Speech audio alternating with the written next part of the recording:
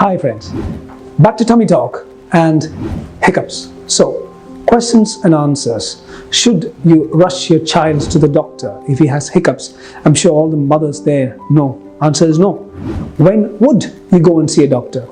Child or adult, if hiccups go on for more than 48 hours without stopping, then you should see a doctor. 3. Could the hiccups represent something sinister? Yes, as I mentioned earlier, kidney disease, liver disease, severe diabetes, or even tumors in the brain can present with hiccups, but leave that to the doctors to sort it out. 4th, I've given you homemade remedies. 5, are there any tablets? Yes, there are tablets that reduce the spasm of the diaphragm, but leave that, as I mentioned earlier, to the physicians. I've given you a bird's eye view on all about hiccups, so goodbye until the next Tummy Talks episode.